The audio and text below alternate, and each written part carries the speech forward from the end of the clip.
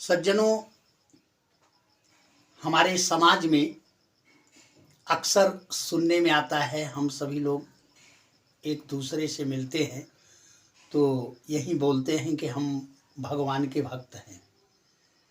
लेकिन भक्ति की परिभाषा क्या है, भक्त कहते किसको हैं, इस विषय की जानकारी न रहने के नाते अक्सर हम लोग अपने आप को भक्त कहने लगते हैं।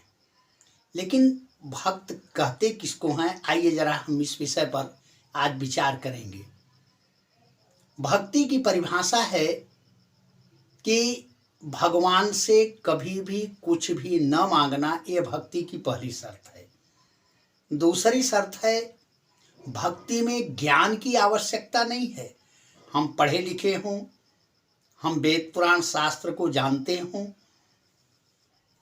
हम अनेकानेक धर्म ग्रंथों की ज्ञाता हों, तब हम भक्ति कर सकते हैं, ऐसी बात नहीं है। भक्ति का सिद्धांत है कि पहला सिद्धांत तो यह है कि हमें भगवान से कभी भी कुछ भी नहीं मांगना है। दूसरा सिद्धांत है, भक्ति का दूसरा शर्त है कि हम भगवान से कुछ न मांगते हुए ज्ञान आदि का कोई आवरण भक्ति पर न हो। ज्ञानी होना आवश्यक नहीं है भक्ति के लिए, और कर्म की भी आवश्यकता नहीं है। कहने का मतलब, भगवान को हार माला फूल चढ़ावें तब हम भक्त कहलाएंगे, अगरबत्ती जलावें, दीपक जलावें, भोग लगावें, भगवान को स्नान आदि करावें, यह सब कोई आवश्यकता है ही नहीं। आवश्यकता केवल इतना है कि आप भगवान से कभी भी कुछ भी न मांगे, ये भक्ति की पहली शर्त है। शास्त्र कहते हैं, सर्वाभिलाषिता शून्यम ज्ञान कर्म अनावृतम आन्नकूल्येन कृष्णानुशीलनम भक्तिरुत्तमा भक्तिरसाम्र सिंधु। इस ग्रंथ के अनुसार सर्वाभिलाषिता शून्यम, आप सभी अभिलाषा से शून्य हो जाइए, ये भक्ति का पहला शर्त है। और दूसरा शर्त है, ज्ञान और कर्म अनावृतम। अनावृतम का अर्थात, इसका अर्थ होता है कि अनावृतम माने इसका आवरण न हो भक्ति पर। भक्ति स्वतंत्र है। रामचरितमानस में भी गोस्वामी श्री तुलसीदास जी ने लिखा है कि भगति स्वतंत्र सकल सुख खानी। भक्ति परम स्वतंत्र है, ये सभी सुखों की खानी है। सो स्वतंत्र अवलंबन आना तेहि आधीन ज्ञान विज्ञाना। भक्ति स्वतंत्र है, तो भक्ति में ज्ञान की आवश्यकता नहीं है। भक्ति में कर्म का आवरण नहीं होना चाहिए। ज्ञान और कर्म, यह दोनों भक्ति में इसकी आवश्यकता है ही नहीं। भक्ति का अर्थ होता है भगवान से प्रेम करना। हम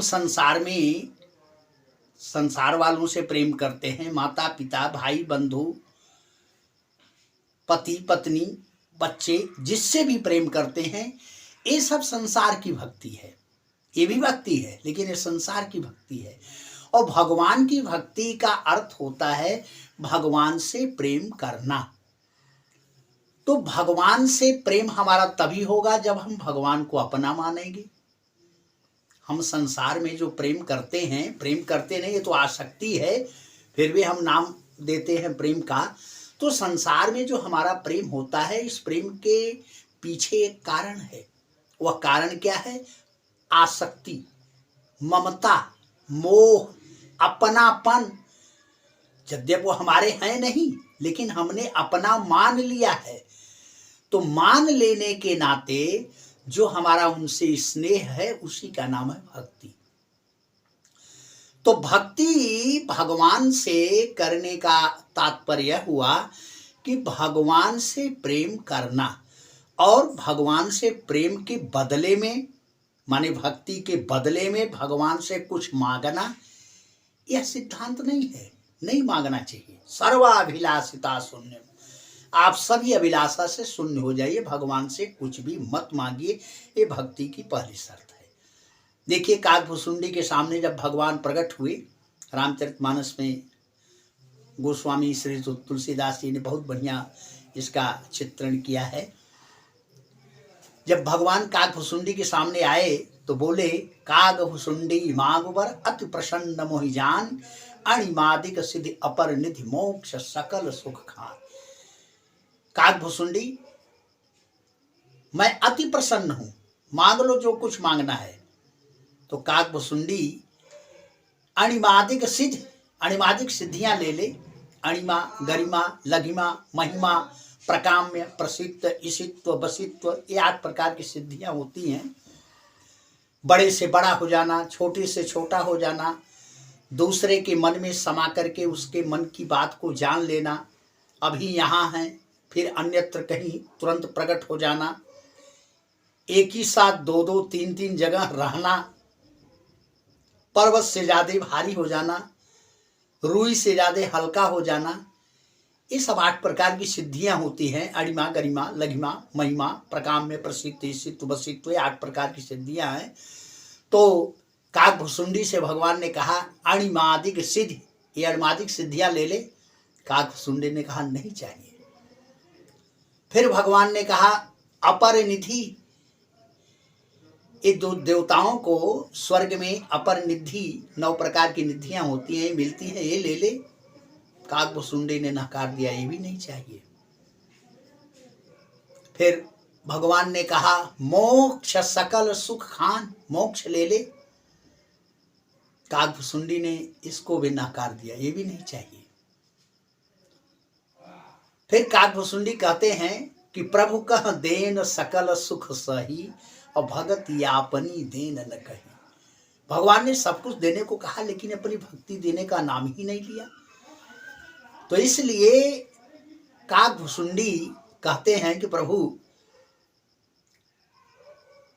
आप मेरे हिसाब से दीजिए, अति प्रसन्न मत होइए। अति प्रसन्न मोहि जान, भगवान ने कहा ना।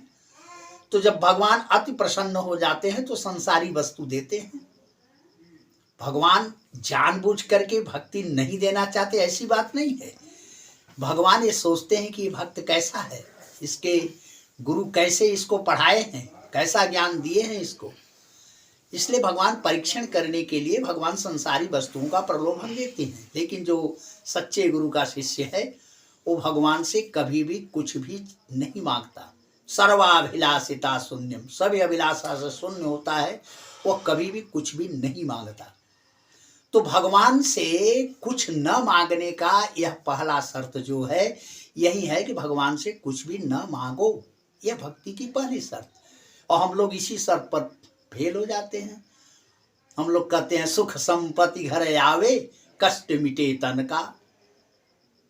ये तो हमारी मांगने की आदत पड़ गई ना, सुख संपत्ति घर आवे, कष्ट मिटे तन का। और फिर भगवान को बेवकूफ भी बनाते हैं, जैसे हम संसार में लोगों को बनाते हैं। कहते हैं भगवान से कि तेरा तुझको अर्पण क्या लागे मेरा। तो जब तेरा तुझको अर्पण क्या लागे मेरा, तो ये क्यों कह रहे हो कि सुख संपत्ति घर आवे, कष्ट मिटे तन का। कहने का मतलब यह है कि भक्ति में भगवान से कभी भी कुछ भी न मांगे। यह भक्ति की पहली शर्त है। दूसरी शर्त है, ज्ञान की आवश्यकता नहीं है भक्ति में, कि हम बहुत बड़े ज्ञानी हो तभी भक्ति कर सकते हैं। गोपियां अनपढ़ गंवार थी, अंगूठा छाप थी, वो भक्ति शिरोमणि कहलाई। सबरी जो थी यह अनपढ़ गंवार थी, लेकिन भगवान ने जाकर के उसे अपना दर्शन नहीं दिया, बल्कि उसका दर्शन लिया। जाति पाति जाना नहीं, सुनऊ हमारे बैन, दर्शन दे बड़ भागिनी, तरसत मेरे नैन। भगवान स्वतः दर्शन लेने गए थे सबरी का, और नवधा भक्ति कह करके सुनाए। नवधा भक्ति का वर्णन उन्होंने किया भगवान राम ने, और सारी बातें बताई। तो कहने का मतलब यह है कि भक्ति की परिभाषा है भगवान से कभी भी कुछ भी न मांगना।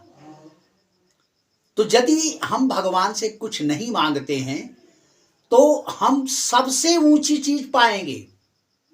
मांगेंगे तो हमको मांगने का अक्ल भी तो होना चाहिए।